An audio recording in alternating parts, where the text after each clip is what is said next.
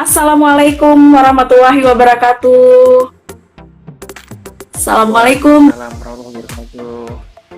Um, Alhamdulillah akhirnya bisa bergabung. Selamat datang di Cafe DAI, Dok. Ya, maaf tadi saya azan dulu. Saya dulu. Iya, siap, Dok, siap, Dok. Gimana kabarnya, Dok? Baik, Mbak. Bagaimana, Mbak? Baik, alhamdulillah. Alhamdulillah. Dok, jadi malam ini kita ingin sharing nih ke teman-teman Cafe DAI. Kebetulan sekarang kan masih masa pandemi nih, Dok. Dan apa sih namanya, sekarang kan jumlah kasus penderita COVID itu kan makin meningkat ya setelah adanya libur panjang dan sebagainya. Itu kebetulan ya ada mudik lah dan sebagainya gitu bagi yang mudik ya, Dok. Nah, kebetulan ada muncul pemahaman untuk ini nih, apa sih namanya, varian baru tuh, Dok. Nah, kebetulan saya pribadi juga belum paham nih apa aja sih gitu varian barunya itu. Yang tahu tuh kan di India tuh lagi merebak. Mungkin dokter bisa sedikit memberikan pemahaman nih kepada kita semua yang ada di sini tentang varian barunya ini itu apa yang membedakan gitu dengan COVID sebelumnya. Terus juga bagaimana sih dengan masyarakat kita sekarang ini yang sudah mulai jenuh, lengah gitu, Dok. Dan juga isu-isu yang berkembang sekarang ini tentang apakah vaksin yang sekarang itu tidak cukup ampuh untuk menangani COVID varian yang baru gitu. Mungkin bisa sharing ke kita gitu, Dok. Silakan, Dok. Ya, jadi pertama-tama terima kasih kepada komunitas voice over. Wah, keren banget. Saya jadi pengen belajar juga nih voice over. Boleh, Supaya Dok, lebih dengan enak senang lagi hati, Dok. ngobrol. Jadi saya senang di ngobrol lah gitu ya bareng-bareng, share gitu kondisi bagaimana saat ini. Kita punya 3 agenda besar tadi ya, kalau saya simpulkan. Yang pertama bagaimana kondisi saat Betul, ini, kemudian yang betul. kedua bagaimana varian baru, kemudian yang ketiga dampak vaksin terhadap varian baru gitu kan. Jadi kalau kita ngobrolin kondisi saat ini, betul. Jadi kondisi di mana masyarakat sudah mulai lelah, ditambah dengan euforia vaksin, ditambah dengan kurang paham, ketidakpahaman. Oh, dan satu lagi, mungkin ada rasa sakit hati juga masyarakat terhadap kasus-kasus yang terjadi ya, seperti kasus bansos, kasus apa namanya, pemalsuan rapid test antigen ya kan, dan lain-lain gitu. Jadi itu kita tidak bisa menafikan sakit hatinya masyarakat gitu ya dengan hal-hal tersebut, itu bergabung jadi satu. Jadi yang sekarang nih kelelahan. Jadi yang nomor satu, kalau berdasarkan ilmu epidemiologi, ya, jadi kalau kita ngalamin wabah ini, yang paling kita ambil benchmark atau keilmuan yang paling tinggi di sini itu adalah public health atau kesehatan masyarakat. Dalam situasi sekarang yang kita lihat adalah sebenarnya ketidakfahaman, kemudian yang berujung terhadap human behavior yang inappropriate atau perilaku manusia yang tidak sesuai. Itu sih sebenarnya. Mau kita ngomongin vaksin herd immunity dan lain-lain, tapi apapun vaksin yang kita ini, kalau kita bisa secepat Amerika atau secepat Israel ya, terlepas Israel ini negara atau bukan, saya nggak ngomongin politiknya, tapi kita ngomongin dia cepat vaksinnya. Sehari bisa udah hampir 80% populasi dewasa disuntikan di sana. Angkanya betul berkurang. Terlepas itu karena vaksin atau karena tesnya, pokoknya angkanya berkurang. Dia dihipotesiskan oleh beberapa peneliti dunia, memang karena kekebalan kelompok terbentuk. Tapi kan itu butuh waktu. Yang ingin saya bilang adalah, perilaku manusia ini menjadi hal yang sangat krusial dalam penanganan pandemi ini. Perilaku manusia apa? Bagaimana beraktivitas sehari-hari, beradaptasi sehari-hari. Ada negara-negara yang udah berhasil. Let's say Taiwan. Taiwan itu udah berhasil nanganin pandemi. Dia sehari itu di bawah 10. Tapi tiba-tiba outbreak. Kenapa? Karena nggak siap. Jadi saat itu ada pilot, saya lupa flightnya dari mana, dia nyampe ke Taiwan, kemudian karantinanya lolos tuh di karantina. Akhirnya nularin, bayangin sehari sampai 200, belum nggak pernah. Di kurva tuh langsung naik tinggi. Padahal dia udah setahun lebih tuh dia udah normal di sana. Bisa kita bilang normal lah. Udah jauh dibanding Indonesia. Apalagi Indonesia. Itu kenapa saya bawa Thailand. Kita nih ya semoga nggak mirip India dan nggak mirip Chile gitu. Kita nggak berharap itu. Jadi masyarakatnya salah paham tentang pandemi itu masih ada dan adanya cuma di Indonesia. Cuma ada di Jakarta doang atau di kota-kota besar. Karena tesnya yang banyak nih, tes PCR dan lain-lain itu banyak yang digratisin sama pemerintah. Di banyak daerah tesnya nggak banyak, jadi penyebaran begitu aja. Terus emang, jadi karena tesnya nggak banyak, masyarakat tuh yang ya udah nggak ada. Saya sempat keluar kota beberapa kali. Itu emang di Sumatera juga pernah ya. Sebulan lalu saya ke Sumatera gitu, lumayan lama 10 hari.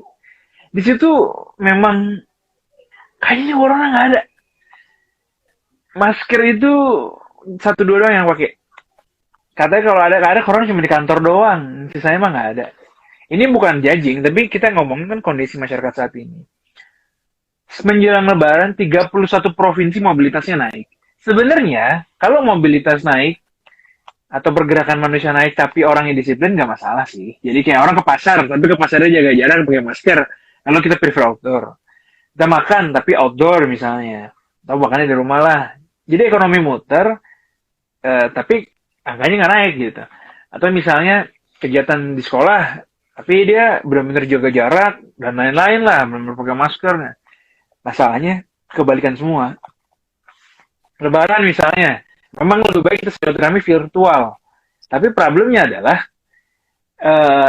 kalaupun misalnya mau ketemu langsung, mau silaturahmi langsung, kemarin ada misalnya saudara saya datang, itu benar-benar nggak lepas masker sama sekali dan dibuka sama ventilasi, jaraknya agak jauh, ngobrol di depan misalnya. Ya kalau kayak gitu aman. Jauh tapi jaraknya 2 meter sama-sama pakai masker misalnya gitu. Itu insya Allah sih kecil lah ketularan. Jaraknya 2 meter ngobrol. Yang penting kan ketemu dan ngobrol gitu. Itu kecil resikonya kalau kayak gitu. Masalahnya kan enggak. Lebaran, buka masker. Pasti buka masker. Karena dia makan nastar, makan nete kan. Minum kopi dan lain-lain. Makan opor. Itu kan ada kemarin tuh saya share. Setiap hari saya sengaja saya amatin. Kan ada klaster lebaran tuh. Kemarin gimana klaster lebaran tuh? Yang bener-bener makan. Oh di Cilangkap. 120 berapa RT gitu, 100 sekian orang kan, 106 awalnya, lalu naik lagi 100 sekian orang untuk klaster lebaran silaturahmi. Ya udah santai. Di Kudus lagi red zone, sama sih lebaran juga, itu lebaran, kemudian ke mall, sebelumnya tuh ada yang laporan ke mall ada dangdutan juga, sama saudara juga tuh pada keluar kota kan, ada yang ke Pekalongan misalnya, ada yang ke Semarang dan lain-lain, jadi mereka berbaur gitu. Jawa Tengah outbreak, ditambah 620.000 orang dari Jakarta, ya Jabodetabek lah, ke Jawa Tengah. 620.000 itu yang tercatat. Yang nggak tercatat nggak tahu. Ada 400 sekian ribu ke Sumatera kan. Ada 4 juta orang yang mudik gitu. Nah kalau 4 juta ini disiplin sih aman ya. Tapi kayaknya sih enggak, buktinya angkanya naik. Itu yang terjadi. Ketidakpahaman. Kantor udah mulai dibuka. Ya udah bawa kan inkubasi kan. Ada yang antigen, ada yang enggak. Ada yang sebelum masuk gini, ada yang pulang dari mudik, ada yang pulang dari lebaran, di antigen dulu sebelum masuk kantor, ada yang enggak. Dites aja, itu tidak bisa memastikan 100%, apalagi nggak dites.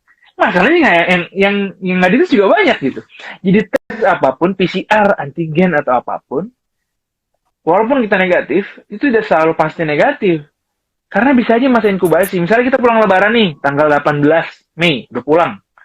Terus kita 19 kita terus antigen dong kan ceritanya mau masuk kerja atau mau apa gitu ya misalnya gitu lah, kita kan lebaran tuh misalnya baru tanggal 15 16 ngeteh tuh kan keliling sama saudara dan lain-lain, itu kan baru 2-3 hari itu ada namanya masih inkubasi, bisa aja ketularan lagi ngeteh tanggal 15 16 itu pas dites tanggal 19 belum muncul, itu bisa aja karena masih inkubasi tuh masa di mana virus masuk sampai hasil tesnya positif, sampai dia bisa nularin, sampai dia nularin gejala, itu masih inkubasi. Jadi ketika kita kena virus, COVID terutama, itu butuh waktu yang agak panjang dia.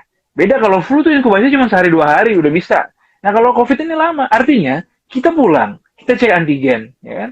Bawa pembantu, bawa orang baru, bawa teman baru misalnya. Terus negatif, seneng, ya kan? Kantor biasa aja ngobrol lagi. Oh ternyata tuh masih masa inkubasi, seminggu kemudian dicek positif. Itu yang terjadi banyak. Dan itu trennya udah mulai meningkat kan. Data di BNPB udah mulai meningkat. Hari ini 6.000 sekian. Kemarin kan sekian 7.000 berapa gitu. Semarang, Jawa Tengah lah 1.000-an. Jakarta 1.000-an. Wisma Atlet udah meningkat lagi. Itu tercatat di Jakarta dan di beberapa kota besar. Kalau nggak dicek ya nggak ketahuan gitu. Akhirnya ya udah gerilya aja tuh virusnya gerilya aja gitu. Itu yang terjadi. Itulah kenapa human behavior itu penting. Saya pengen bilang bahwa sehebat apapun tes kita, kalau manusianya juga nggak aware, itu nggak kena juga. Itu yang terjadi sekarang. Terus vaksin bagus, tapi butuh proses kan. Kita butuh, 70% populasi ya. Menurut prediksi, kita vaksin itu kalau kemarin kan jadi Johns Hopkins University di Amerika dia bikin simulasi gitu, kalau kita kecepatannya sehari 230 ribuan, kita butuh waktu 4,5 tahun untuk selesai kekebalan kelompoknya. Kalau kita vaksinnya 300 ribuan, itu kita butuh waktu 3 tahunan, 3,3 tahun. Kan bisa dihitung kan, kita butuh 100 orang, 100 juta orang disuntik vaksin, tapi pergerakan vaksinnya kan lama nih. Sehari kan variabel ya, ada yang 100 ribu, ada yang 400, ada yang 500. Beda-beda gitu, nggak susah. Kalau Amerika sehari 3 juta, 4 juta. Bulan sekitar Oktober dulu, mungkin selesai November 90% populasi udah disuntikin. Itu Amerika, misalnya gitu. Artinya, vaksin kan butuh proses. Orang abai. Tes nggak banyak. Apalagi pelacakan. Kemarin sempat belum dibayar tuh kan, yang relawan untuk pelacakan. Yang dibantu, yang membantu pelacakan sempat belum dibayar, saya nggak tahu tuh ada apa nggak. Pelacakan itu mbak, harusnya 1 orang kena COVID, itu idealnya 30 kalau sebenarnya WHO. Tapi pemerintah kita 15, Kemenkes itu 15 yang mana saya lihat. Tapi kalau negara maju bisa 90, Korea bisa sampai 100 tuh. Jadi 1 orang kena COVID, 100 hidup. Yang sekeliling sana 100 orang dicek. Itu namanya pelacakan. Jadi tesnya nggak banyak, ngelacaknya juga nggak banyak. Ngelacak itu tergantung ya. Ada yang, bahkan di beberapa provinsi itu 1 orang nggak, belum tentu dicek tuh di kiri kanan. Di Jakarta variabel, lumayan. 3, ya 1 orang nggak bisa deteksi 3, atau sampai 6, 7 sempat juga tuh. Waktu itu rasio lacak, namanya rasio lacak isolasi. 1 orang yang kena COVID, berapa banyak yang dilacak gitu. Nah problemnya itu, nggak banyak juga kemampuan pelacakan kita. Apalagi sekarang stigmatisasi yang kuat ya, boro-boro lah. Orang nggak menyembunyikan informasi, karena ntar disalahin. Wah, misalnya habis rapat sama ini, udah jangan, nggak usah bilang, karena kan nanti kalau dia kena COVID dari kita kan kita disalahin gitu. Padahal kan nggak gitu, itu nyebar aja, jadi udah masalah waktu aja. Tes nggak banyak ya di Jakarta itu, jadi selama setahun itu kemampuan tes Jakarta itu memang melebihi standar WHO, 1/1000 per sejuta. 1/1000 per sejuta. Sorry, 1000 orang, minimal 1000 orang per sejuta per minggu. Itu tes PCR yang harusnya terjadi dalam konteks wabah ini. Jakarta bisa sampai 9 kali waktu itu, 7-9 kali standar itu. Tapi daerah lain enggak. Jadi kalau teman-teman baca angka yang ada di nasional itu ya, yang ada di BNPB, KPCP, dan lain-lain, itu 40%-nya, kita 40-50%, 40%-an, itu memang disumbang oleh data Jakarta. Lah sekarang kebayang nggak 33 provinsi lainnya bagaimana? Artinya, jadi yang terjadi udah berbagai klaster aneh-aneh gitu di Indonesia. Itu pun jika terdeteksi klaster lebaran, klaster buka puasa bersama, klaster kantor udah mulai banyak lagi, klaster sholat taraweh, klaster baru-baru aneh-aneh gitu. Jadi COVID masih ada, tapi nggak kerasa. Tesnya nggak banyak, pelacakannya nggak banyak, kemudian orangnya udah mulai abai, hoaxnya makin kuat. Terus pemahaman publiknya itu juga nggak paham, banyak yang tidak paham. Gitu. Itu yang terjadi di Indonesia saat ini. Dengan berkembangnya sekarang varian baru itu gimana dok? Yang masalah varian baru itu dok? Apakah itu lebih berbeda dengan COVID sebelumnya dok? Jadi kalau varian baru itu yang ada di Indonesia, ini menarik nih. Kenapa menarik? Karena ternyata saya cukup kaget, data terbarunya kemarin, ya Prof. Amin Subandrio dari Eijkman, yang itu lembaga biomolekuler di Indonesia ya, kerja sama FKUI ya. Jadi laporan tuh kemarin yang terbaru. Jadi varian-varian mutasi. Jadi intinya virusnya beda nih. COVID juga, tapi serinya kayak seri terbaru gitu. Yang kita takutin kan selama ini 3 nih yang udah di Indonesia nih. Inggris, varian Inggris ya, Afrika Selatan, sama India. Sebelumnya 54, sekarang udah 59. Itu yang terdeteksi. Yang nggak terdeteksi saya yakin lebih banyak. Kenapa? Jadi justifikasinya atau analisisnya nggak sembarangan, karena ada sekitar 2.000 orang, 2.000 sekian orang pekerja migran Indonesia dan lain-lain ya, itu datang dari bulan Januari kalau nggak salah, itu memang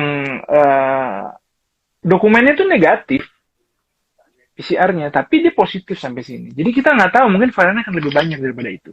Itu maksudnya. Kemarin kan di Cilacap itu berapa belas ya? Dari sekian belas orang itu kan ABK ya, ada anak buah kapal yang bawa gula rafinasi, itu kan juga bawa varian India. Singkat cerita, varian yang kita takutkan itu adalah varian Inggris. Kenapa? Itu dunia, WHO dan CDC Amerika udah melabeli namanya variant of concern. Jadi variant of concern artinya variannya harus diwaspadai nih. Kapan varian itu disebut berbahaya atau variant of concern? Satu, ketika dia menular lebih cepat. Dan atau jadi bisa salah satu atau semuanya. Atau dia dikhawatirkan menghindar sistem imun. Jadi kalau kita udah ada kekebalan, bisa aja sakit 2 kali. Terus udah dikasih vaksinnya nggak mempan nih. Kalau kayak gitu, kapan selesai pandeminya kan gitu? Itu yang dikhawatirkan. Artinya kan bisa sakit lagi. Gitu. Kemudian yang ketiga, yang dikhawatirkan juga tambah parah misalnya. Kalau varian ini, ya varian COVID yang terbukti kalau terinfeksi, jadi lebih ganas, itu hati-hati betul. Itu yang ketiga tuh. Bisa jadi kalau kena itu malah jadi serem sakitnya misalnya. Jadi lebih parah gitu. COVID-nya jadi yang berat, sesak parunya lebih berat, dan parunya lebih jelek gitu kondisinya. Nah, yang terakhir yang dikhawatirkan nggak bisa lagi terdeteksi oleh PCR. Tesnya gitu, alat tes yang sekarang nggak bisa mendeteksi, itu yang lagi dikhawatirkan. Cuman, kalau sejauh ini masih bisa semua dideteksi oleh PCR. Jadi itu masih bisa kita kesampingkan. Kemarin ada sih beberapa berita varian India nggak bisa dideteksi. Nggak. Masih sejauh ini belum terbukti. Betul-betul nggak bisa terbukti. Kalau menular lebih cepat ya sudah terbukti. Di varian Inggris memang lebih cepat menular. 70%. Sekitar 30-70% lebih cepat dibandingkan varian yang lama nih. Yang D416G ya, yang dari Cina lah pokoknya. Tuh. Nah, varian India lebih 50% lebih cepat daripada varian Inggris. Berarti kan dia bisa hampir 200% lebih cepat dibandingkan varian yang lama. Itu yang ngomongnya itu bukan saya, itu adalah semacam komite ahli tentang genomik ini ya di Inggris. Karena Inggris itu salah satu kemampuan mengamati varian ini bagus. Karena kita nggak bisa ngamatin varian ini itu cuma pakai PCR biasa, nggak bisa. PCR mampu mendeteksi seseorang kena COVID, ya. Oh COVID, udah gitu doang. Tapi nggak tahu varian yang mana.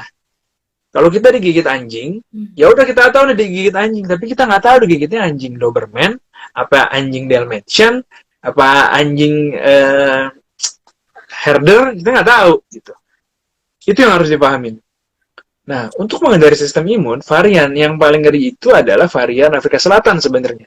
Jangan sampai deh kita kemasukan varian Afrika Selatan. Itu benar-benar menghindari sistem imun, terbukti.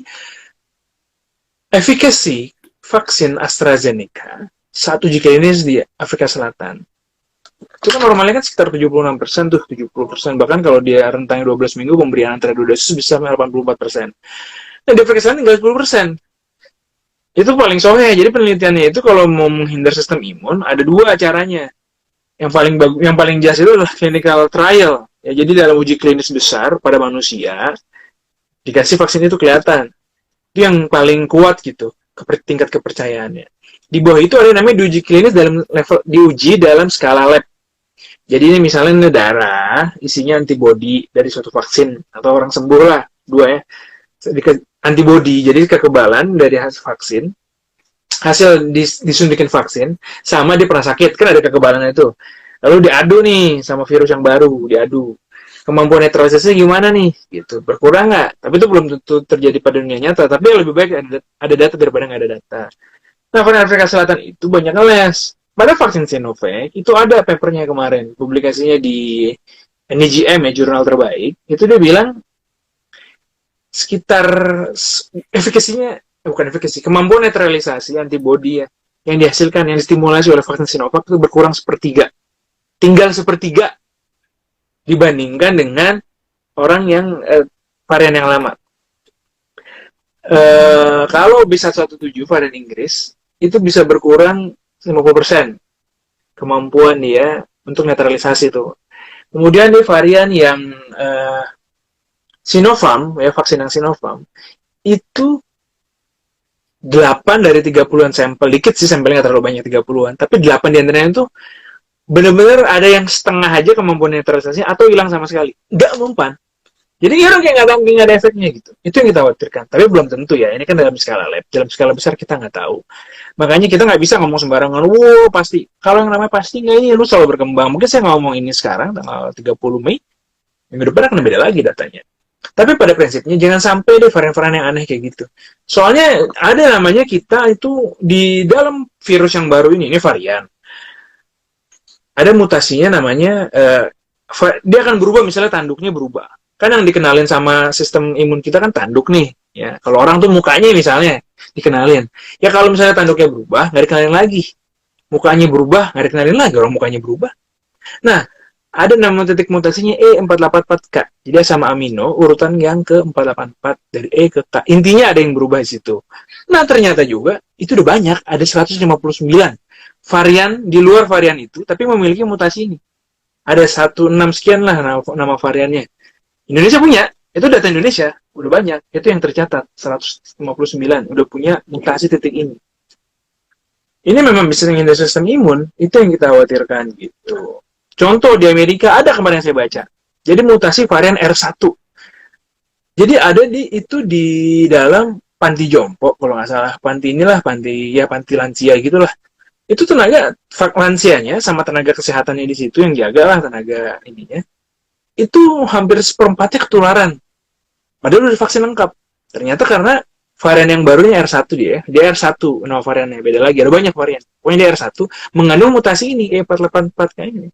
Artinya, poinnya, intinya adalah jangan sampai makin nyebar.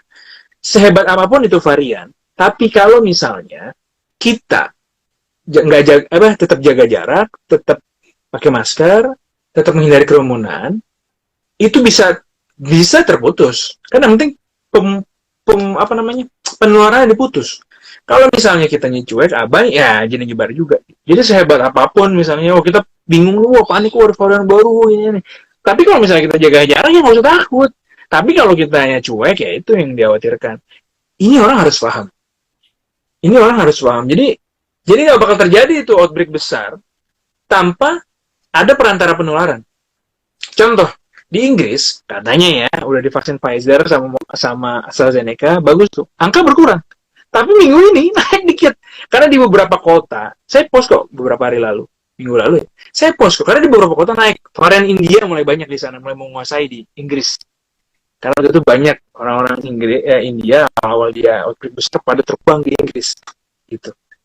Nah, di Indonesia masalahnya, waktu itu kurang. Isolasi dari luar negeri datang ke kita ini kurang, cuma 5 hari doang. Minimal 14 hari idealnya sebenarnya. 3 minggu lebih bagus, di Hong Kong 3 minggu. Jadi isolasi ini, walaupun kita berangkat dari India atau dari Inggris, dari manapun, nyampe nih Jakarta, nyampe Surabaya, nyampe Bali misalnya, kita diisolasi cuma 5 hari nih. Ya kan, bisa aja deh butuh waktu 14 hari kan. Makanya di negara-negara lain itu tegas 14 hari. 10 hari masih mending. 14 hari lebih bagus lagi. Nah, isolasi kita 5 hari, makanya banyak lewat. Itu pun benar isolasi. Ada lagi kan oknum di bandara yang ngasih kartu. Ya macam-macam lah, oknum lah gitu kan. Ada yang di karantina tapi jalan-jalan, nggak jadi karantina. Kurang ketat karantinanya. Itu yang terjadi sekarang. Gitu, Mbak. Baik dok, ini ada pertanyaan dari Putri. Bertanya dok, apakah orang yang udah pernah kena COVID itu mesti divaksin lagi? Kalau iya, jaraknya berapa setelah dia dari kena COVID buat divaksin, dok?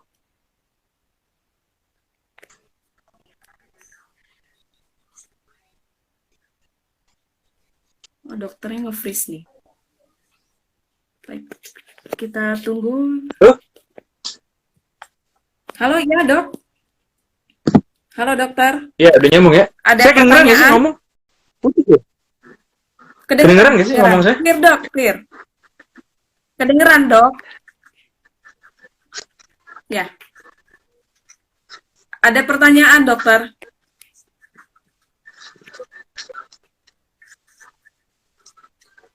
Ada pertanyaan dari Putri. Halo dok. Ya. Ada pertanyaan nih dok dari Putri, katanya apakah orang yang udah pernah COVID mesti divaksin lagi? Kalau iya, jaraknya berapa setelah dia dari kena COVID buat divaksin dok? Sebe-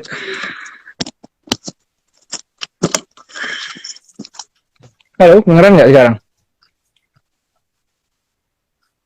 Kedengeran dok? Ya, Kedengeran? sebenarnya idealnya itu boleh langsung secara biologi ketika udah sembuh dari COVID itu bisa langsung divaksin sebenarnya. Cuman karena apa namanya? Karena mengantri gitu ya, karena diprioritaskan buat yang belum kena COVID dulu, jadi disuruh nunggu 3 bulan. Jadi kalau udah kena COVID, disuruh nunggu 3 bulan, bukan berbahaya, bukan, itu karena nggak prioritas aja gitu. Jadi ya karena sebenarnya memang kalau udah kena COVID pun ringan pun tuh ada kekebalannya. Antibody udah muncul beberapa paper tuh gitu. Gitu. Uh, dan ada pertanyaan selanjutnya. COVID ini kan sudah beriringan dengan hidup kita dari Kayosita, jadi nggak perlu dikhawatirkan. Bagaimana sebaiknya menyikapinya dok? Nomor satu, bukan panik tapi waspada. Saya tidak pernah menarasikan suatu hal yang panik gitu ya dibanding bukan. Jadi gini, COVID ini memang nggak kayak sakit Ebola yang kalau kena Ebola nih dulu ya pernah dengar Ebola itu 60% meninggal. Lalu terjadi perdarahan, penggumpalan yang luar biasa penyakit darah. Tapi kalau COVID ini kan yang meninggal 2% aja. Tidak 100% gitu, tidak 70%. Tapi kalau yang ketularan, tapi penularannya cepet. Nah, itu yang harus dipahami. Jadi waspada. Ya, kalau kita, bisa aja kita nggak kena, tapi kan keluarga kita kena. Misalnya gini, 2% itu, tingkat kesembuhan COVID itu besar loh. 91%, 92% di Indonesia. Jadi ya kalau ada 1 juta tuh, kan ada tuh, wah kasus COVID 1.800.000, 1 juta sekian di Indonesia ya. Itu 92%-nya sembuh. Baik lagi gitu. Meninggal 2%. 2, sekian, 2, lah, nggak nyampe 3. Nah, singkat cerita, kalau misalnya yang ini virus ini menular kepada, kan beda kan 2% dari 100 juta yang meninggal ya misalnya, dibandingin 2% dari 1 juta misalnya, atau 100.000 orang kan beda. Itulah kenapa kita tetap menjaga supaya nggak makin nyebar gitu. Tapi jangan panik, biasa aja. Kalau udah kena COVID, biasa aja. Ikutin anjuran-anjurannya, nggak usah panik gitu. Nah, problemnya juga ternyata ada namanya long COVID, udah sembuh pun panjang, ada yang masih demam, ada yang masih bukan demam sih, pusing, meriang, linu-linu badan nggak enak, ada yang jadi darah tinggi. Sekarang terbaru lagi tuh baru kemarin keluar orang COVID itu kecenderungan punya sakit jadi autoimun. Baru tuh kemarin dari Nature saya baca 2 hari yang lalu ya, baru keluar tuh papernya. Jadi ini belum tegak, tapi ke arah situ. Penelitiannya ke arah situ bahwa orang pasca COVID itu cenderung bisa jadi autoimun. Punya penyakit yang namanya autoimun. Terus bisa jadi gula, iya itu udah. Jadi COVID induced DM itu ada. Jadi COVID menginduksi terjadinya sakit DM itu ada. Terus ada juga COVID yang bikin misalnya pengentalan darah, ya itu banyak. Nah, fenomena long COVID ini tuh banyak. Ada yang ganggu penciuman, bisa sampai 6 bulan lebih, 8 bulan, ada yang setahun penciuman hilang, ada. Gitu. Mengganggu sistem saraf ada, gampang pusing ya, itu ada juga, macam-macam. Jadi tergantung ini menyerangnya kemana, gitu. Tapi kalau kita udah, long COVID itu juga dipengaruhi oleh seberapa parah kita saat kita sakit. Jadi saat kita lagi sakit nih, kita udah punya kondisi yang mendasari seberapa berat komorbid atau kondisi penyakit penyerta kita. Ditambah dengan saat kita jadi serangan, seberapa berat serangan itu menyerang kita. Gitu. Itu mempengaruhi. Semakin berat long COVID semakin banyak. Itu saya baca baru kok kemarin di Science, di jurnal terbaik ya, salah satunya itu. Baik, intinya waspada. Anda boleh ke pasar, boleh, tapi pakai masker, jaga jarak yang jauh. Kadang tukang penjualnya nggak aware, ingetin gitu, ya kabur aja, cara aja penjual yang lebih disiplin, misalnya gitu, gampangnya gitu. Terus mau pergi belanja atau mau pergi, saya selalu menarasikan kita keluar rumah itu kalau esensial, penting. Kalau saya mengilustrasikan kita pergi kayak lagi musim hujan, naik mobil, yang ada sensornya tuh. Mobil baru ada sensornya kan. Musim hujan petir. Jadi kita kalau lagi musim hujan petir, ya kita kan mikir penting. Kalau ini penting, nggak apa-apa kita jalan, tapi dengan protokol. Tapi kalau nggak penting, nggak usah. Terus kita cari tempat-tempatnya. Ya misalnya Jakarta Pusat lagi hujan, ya jangan ke Jakarta Pusat, ke Jakarta Selatan yang lagi nggak hujan, misalnya gitu. Kalau kita ke suatu ruangannya penuh, wah nih kayaknya nih mau nongkrong di kafe. Waduh, pintunya tertutup, orangnya pada ngobrol di situ, pada buka masker dan lain-lain, ventilasinya jelek, udah itu high risk. Cari tempat nih, misalnya kita nggak lapar banget gitu, mau pulang kelamaan gitu, ya udah beli aja, cari tempat yang kosong sendiri. Ya itu nggak aman lah, kalau kayak gitu mah aman. Masalahnya kan nggak begitu, buka puasa bareng janjian emang pengen nongkrong di situ, ya udah ada salahnya dari awal. Contohnya gitu, terus tetap pakai masker. Jadi walaupun anda pergi kan kalau lagi hujan-hujan kan anda tetap tutup pintu kan, tutup jendela kan. Ya sama gitu, dan jaga jarak juga. Kalau anda lagi hujan-hujan kan, nggak lagi hujan, lagi apapun kan, mobil itu ada sensornya kan. Sama, kita juga pakai sensor nih. Wah ini kayaknya orang mendekat nih. Kita nggak pakai masker lagi, kita aja menjauh. Gampangnya gitu. Jadi kita paham. Intinya mah diventilasi, karena COVID ini udah jelas penularannya lewat udara. Di ruangan tertutup terutama gitu. Jadi kita butuh buka jendela. Itu udah tegak. Ada 10 alasannya. Saya udah bahas banget di feed saya, tinggal tontonnya di GTV saya. Kenapa COVID itu menular lewat udara? Gitu. Nah, begitu ya dok ya. Terima kasih banyak nih atas penjelasannya ya dok. Ini satu lagi nih dok, apakah hasil tes negatif itu tidak menjamin bahwa kita akan selamanya negatif, tidak membawa virus dok? Iya, jadi tes negatif, tes apapun, memang paling teliti adalah PCR. Tapi PCR pun kan tingkat keakuratannya itu tergantung. Kalau kita ngambilnya di hidung, kemampuan dia menemukan itu, orang sakit COVID 100 orang. Diambil swab di hidung, set sekali. Itu yang ketemu cuma 2/3-nya doang. 60 sekian persen. Kalau ngambilnya di mulut, yang ketemu tuh cuma sepertiganya doang tuh dari semua orang yang COVID itu dari 100 orang. Apalagi nggak di swab gitu. Makanya itu disaranin kalau misalnya kita masih bergejala, makanya dokter ketika ngecek itu, segala sesuatu itu pasti nggak cuma dari swab doang, nggak dari perjalanan penyakitnya. Yang lainnya demam nih, wah demamnya seminggu. Ada hilang penciuman nggak? Ya, jadi kan khas. Ada gejala-gejala yang khas nggak? Hilang penciuman, yang khas COVID ya. Mulutnya nggak bisa ngerasain kalau lagi makan. Di swab negatif nih. Ya harusnya swab lagi. Idealnya ya, swab lagi 24 jam kemudian.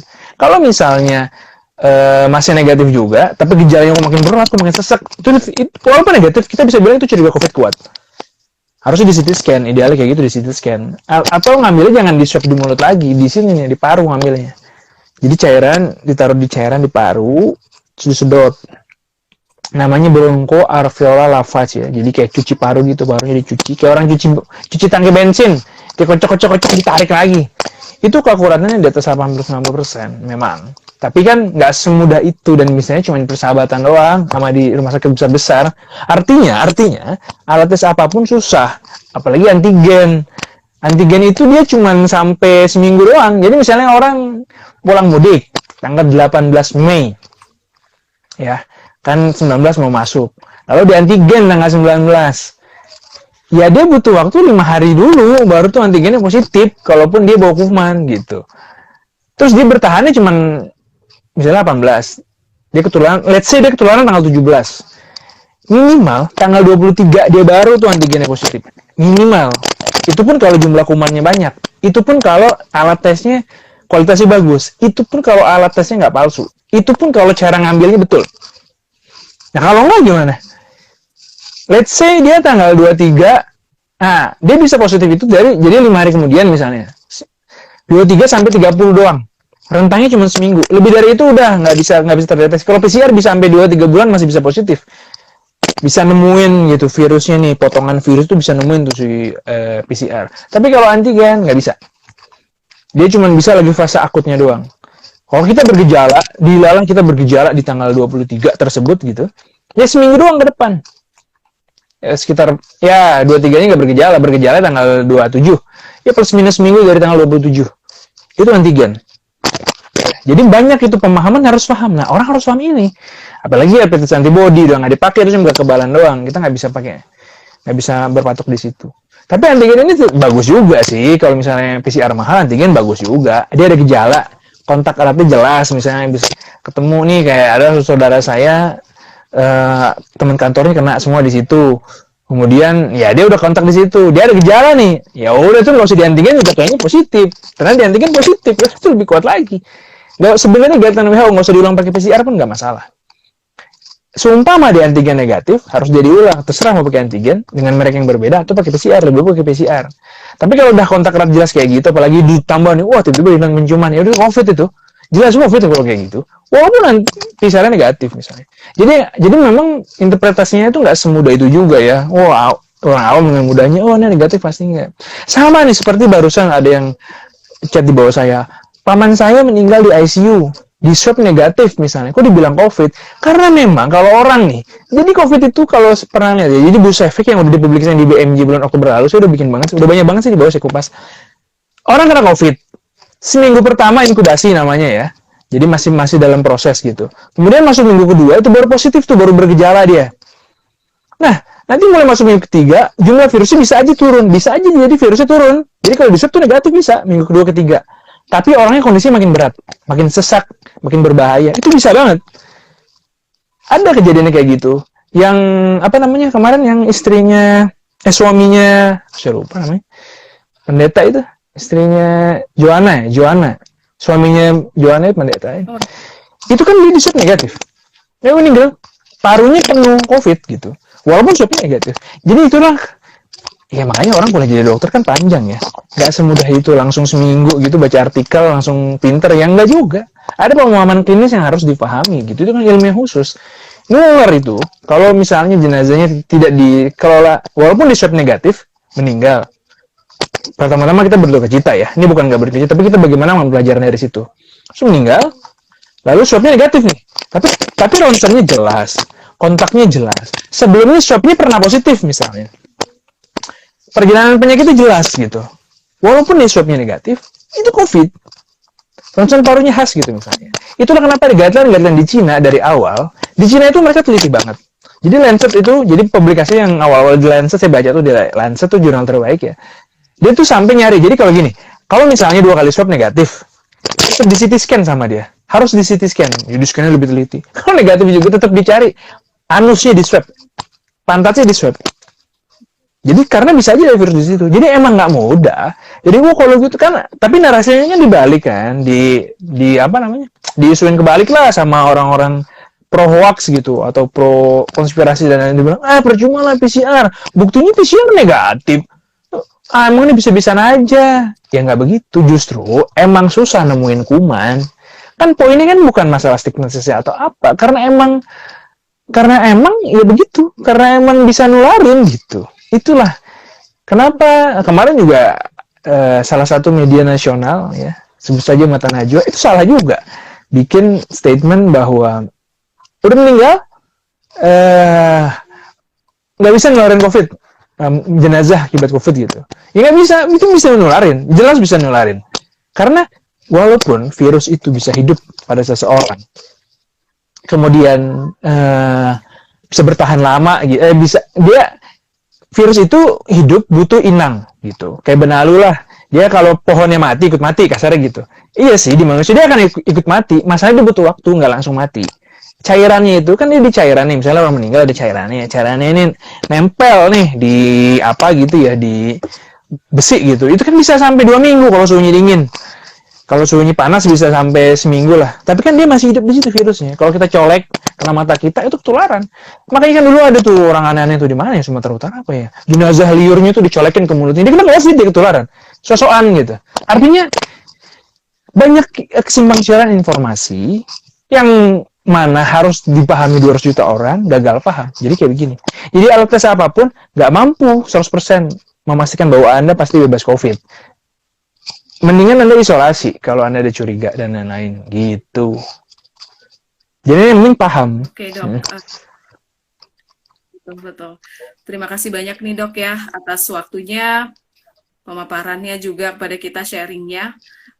Untuk kita nih sebagai pekerja suara nih, Dok, yang sekarang kan mau nggak mau harus ke studio dan sebagainya nih, satu tips nih, Dok, gimana nih buat kita nih, Dok? Jadi saya juga beberapa kali dengar ya outbreak di ruang studio, karena yang namanya ruang studio mau nggak mau itu ruangannya tertutup. Kan saya juga beberapa kali ke studio kan, studio saya tahu lah gitu, ini ruangan tertutup banget nih, dingin, tertutup, itu high risk. Siaran kan nggak pakai masker juga susah kan kalau siaran pakai masker. Itulah kenapa kalau saya prefer di ruangan itu khusus. Jadi jangan banyak orang masuk di ruangannya. Jadi gimana caranya di setel ruangan studio itu jangan banyak orang masuk. Terus kalau memungkinkan ya ada ventilasi positifnya di situ. Kayak ICU lah kalau rumah sakit itu ICU. Bukan ventilasi positif, ventilasi negatif, nyedot. Jadi kalau ventilasi negatif itu nyedot aliran ruangan di situ dibuat flow, dibuat mengalir gitu. Itu sarannya sih. Terus kejujuran yang penting. Jadi di kantor, di tempat kerja dimanapun, banyak orang nggak jujur. Di sekolah juga gitu, banyak orang nggak jujur. Jujur apa nih kalau udah ada bergejala, kalau jelas saudaranya punya kontak, kalau pulang kampung, kalau badannya udah nggak enak, kalau hidungnya nggak bisa cium, kalau mulutnya nggak bisa ngerasain pas lagi makan. Udah deh, mendingan curiga COVID. Mending Anda cuti dulu. Kalaupun Anda bekerja, tapi jangan yang diemnya Anda nih bawa kuman COVID. Anda diem aja, diem nih. Itu aman. Diem aja, diem. Ventilasi dibuka, itu relatif lebih aman gitu. Walaupun sebenarnya sih kita nafas aja masih bisa keluar ya. Tapi ventilasi diperbaiki. Gitu, cari ruangan terbuka. Tapi kalau misalnya nih, ruangannya tertutup, mejanya 1 atau 3, sempit lah. Terus bakal rame gitu misalnya di situ. Nah itu high risk, very high risk itu. Satu ruangan bisa ketularan semua. Walaupun Anda nggak ngomong, napas doang, bisa. Karena namanya airborne itu bisa dari pernafasan.